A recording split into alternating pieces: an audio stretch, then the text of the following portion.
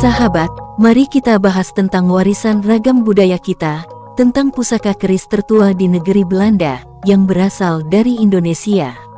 Keris ini yang dahulu dipergunakan untuk peperangan, serta penyebaran keris meliputi daerah yang pernah dikuasai Majapahit, antara lain Jawa, Madura, Nusa Tenggara, Sumatera, pesisir Kalimantan, sebagian Sulawesi, Semenanjung Malaya, Thailand Selatan, dan Filipina Selatan.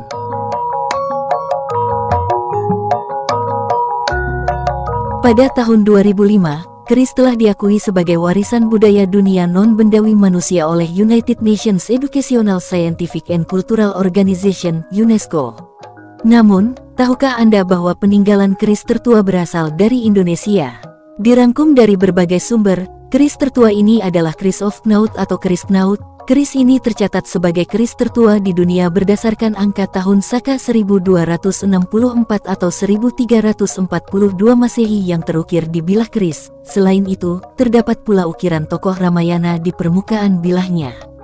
Keris of Knaut termasuk jenis keris Buddha, yang sudah ada sejak masa pra-Kediri Singasari. Ciri khas keris Buddha adalah sederhana dan tidak memiliki pamor. Ukiran keris Buddha mirip gambar belati di candi-candi Jawa sebelum abad ke-11, oleh sebab itu, keris of Knaut disebut sebagai keris tertua di dunia. Namun sayangnya, benda pusaka yang berumur 600 tahun ini tidak bisa dilihat di Indonesia, melainkan berada di negeri Belanda. Kisah ceritanya, sejak 2003, keris of Knaut dipamerkan di Tropenmuseum, Royal Tropical Institute, Amsterdam, Belanda. Keris ini asalnya milik keluarga Knaut, dihadiahkan oleh Sri Paku Alam kelima Kanjeng Gusti Pangeran Adipati Aryo KGPAA Prabu Suryodilogo dari Kadipaten Pakualaman Yogyakarta untuk Charles Knaut.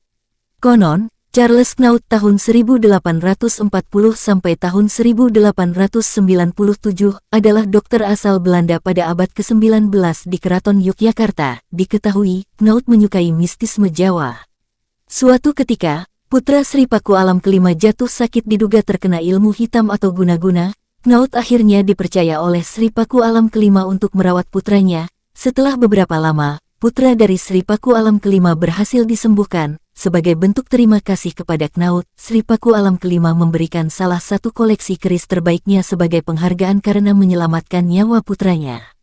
Kemudian, keris ini kelak yang diberi nama keris of Knaut. Setelah kematian Charles Knaut, pasca Perang Dunia II, keluarganya mengubur keris tersebut di kebun mereka selama masa pendudukan Jepang. Kemudian terjadi Revolusi Nasional Indonesia yang mengharuskan mereka pulang ke Belanda. Keris of Knaut pun ikut dibawa dan disimpan di brankas keluarga Knaut di Belanda. Sebelumnya, keris of Knaut dinyatakan hilang pada 1903. Setelah 100 tahun kemudian, keris ini ditemukan masih dipegang keluarga Knaut. Pada tahun 1920, Kepala Dinas Arkeologi di Hindia Belanda, Nijkrom menyediakan tempat khusus untuk keris itu di ruang Hindu Javanse Kunst.